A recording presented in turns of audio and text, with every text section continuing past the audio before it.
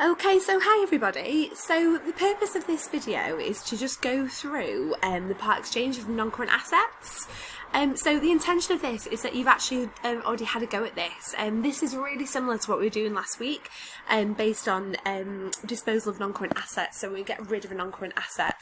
But the only difference here is rather than selling our non-current asset for money, instead we get a different type of asset. Okay, so the example that you should have worked through is XYZ Traders. I'll apologise, it didn't print properly in your booklet. So if you haven't done so already, you need to pause the video, okay, and you'll find this information here that I've got here. Okay, I'm going to delete that because it looks messy.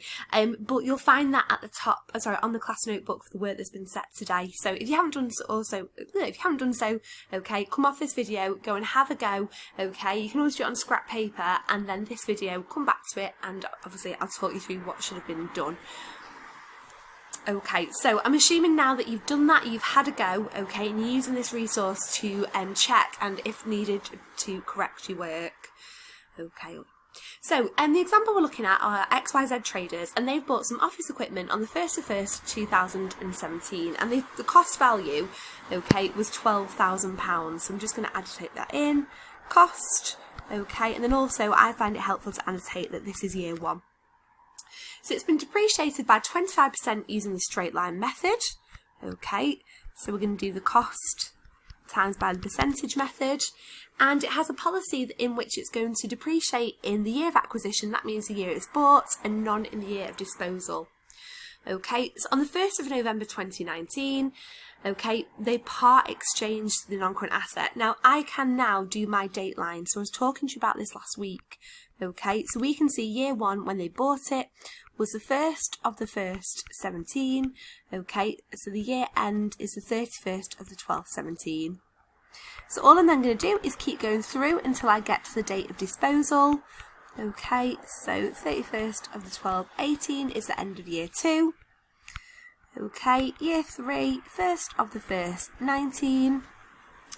And we can see that they actually part exchange, so they get rid of the asset on the 16th of November 2019. Okay, so we can see that the year of disposal is in year 3, and I'm going to just check the policy. So it's straight line, and they charge a full year of depreciation in the year of purchase and none in the year of acquisition, so in the year of disposal even. Okay, so we can see that when we do this, we'll have 2 years of depreciation to bring down, but for the non-current asset they're getting rid of, there's no depreciation that will happen. Okay, so on the 16th of November 2019, XYZ part exchanged the office equipment for £2,300. On the same day, they buy new office equipment worth £8,000. So we will have to depreciate for some this year for the asset that's just been bought, and we'll provide a full year's worth of depreciation. Okay, so what's really important here is the reason this differs to disposal is because instead of receiving cash for the non-current asset, they receive new office equipment instead. Okay, but we'll see that as we go through the step by step. Okay, so step 1 is actually record your opening balances, but before we can do that, we must label our accounts. Okay, remember I always add on here, it's only the cost figure that goes in here. Okay, provision for depreciation, well, a provision is something that reduces an asset. Okay, so it's a liability. Okay, and disposal, remember we've got no label, it's a temporary account. Okay, so we use duality to guide our entries. Okay, so record your opening balances. Okay, so in the office, so I'm just going to do a highlighter on this. Okay, so, oh no, wrong one. Let's try again. Add pen, highlighter, there we go, that's what I was looking for. Okay, so I'm going to do all of my step 1 in yellow.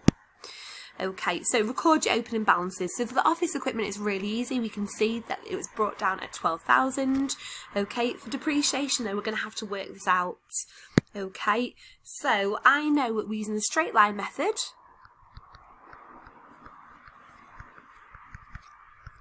Okay, I know my cost is £12,000. Okay, my rate is 25%. Okay, so that will give me £3,000 per year. And then if we look back up, we can see that actually we've already identified that we've got 2 years worth of depreciation to bring down. Okay, so we're going to times by 2 years, which equals £6,000. Okay, so that is step 1 done. Okay, step 2 is get rid of the non-current asset out of the non-current asset account. Okay, now what's really important to remember here is that we are dealing with the cost figure. Okay, so if I want to get rid of that whole office equipment, I've got to credit £12,000. If I credit any other number, then it's going to look like we still own some of that office equipment. Okay, now for every credit we have a debit, so in my disposal account, okay, I am going to debit £12,000. So far this is really repetitive of what we were doing last week. Okay, as is step 3, now that we don't own the non-current asset anymore, we can get rid of the depreciation to date. We're not responsible for it anymore. So I'm going to debit in my depreciation account £6,000 because I want to get rid of the depreciation for that non-current asset.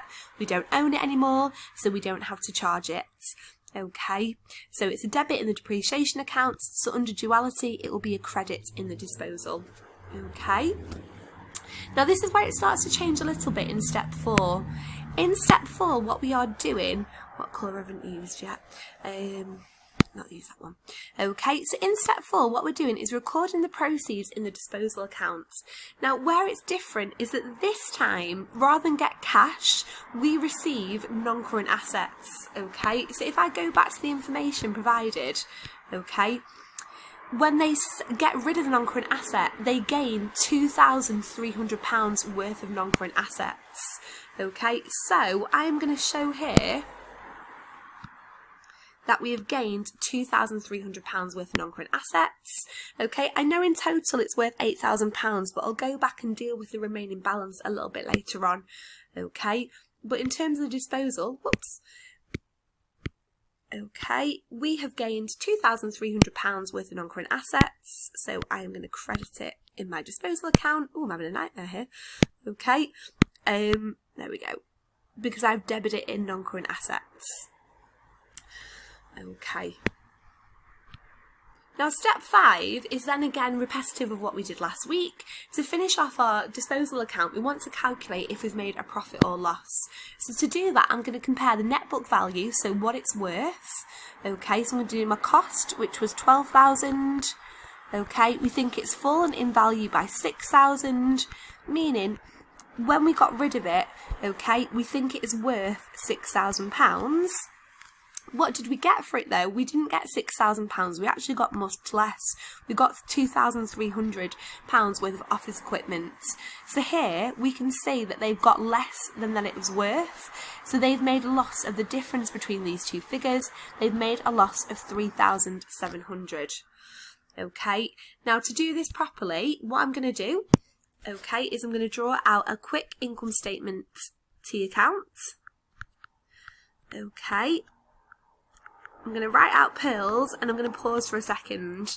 Okay, losses obviously have negative impacts on profits and therefore it would be an expense on the income statement.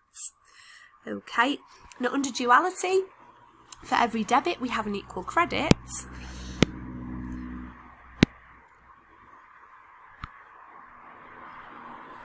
Okay, so I am going to credit 3,700. Okay, into my disposal accounts, and then I can just check what should happen. Okay, because this is a temporary account, it should shut, and it does. Okay, we can see here that we don't need to insert a balance, it closes, which gives me reassurance, okay, that I've done something right here. Okay, now what I'm going to do in step 6 is now turn our attention to the non-current assets that we actually have got to replace the ones we got rid of. Now, if we go back to the top, we can see that the new non-current assets were worth £8,000. However, okay, we don't have to record £8,000 from the bank because we've already received £2,300 discount towards these. Okay. So all I'm going to do here is pay off the remaining balance. I don't have to pay the full 8,000. Okay, because we got £2,300 discounted. Okay, so in my bank account, I will have lost 5,700. Okay, but I have gained £5,700. Okay, of office equipment, and what we can then see is that these two together do boost our balance by £8,000. Okay, so that is how we account for the remaining balance. Really simple. Okay, it's just that we pay off the amount that is left to pay. We don't have to pay the full amount. Okay, now step 7. Okay, I'm just going to go back and balance the office equipment accounts. Okay, really simple, we've done that. We've done Bal C and Bal BD. Okay, and we can see then that our cost is £8,000 at the year end. Brilliant.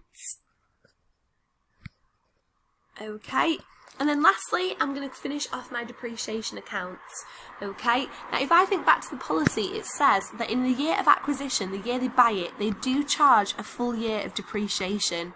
Okay, so that makes it really easy. All I have to do is do my 8,000 times by my 25%, okay, which means this year's depreciation is £2,000. If the policy was different, if it was time apportioned, okay, then all I'd do is then find out how many months we'd owned it for, divide it by 12 and times it by how many months, okay, but we don't have to do that in this question because they charge a full year, even though you could argue that's not very fair. They buy it, don't they, right at the end of November.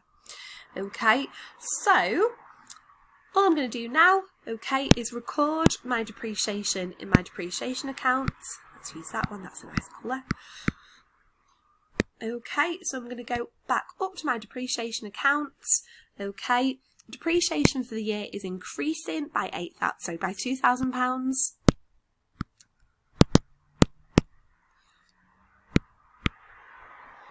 Okay, and then I can balance the account and we can see it balances at 2,000. Okay, now the final things to do are just do your extracts underneath. Okay, so really simple. If we look at the income statements, okay, oops, I've not copied and pasted onto here. I can just do this really quickly. Okay, so on my income statements, if I look back in my ledgers, I've actually got 2 references. Okay, I've got one in the depreciation accounts. Okay, so let's depth the year. Okay, so if I just show you, if I look back in my T account, I've said that the depth for the year on the income statements is £2,000.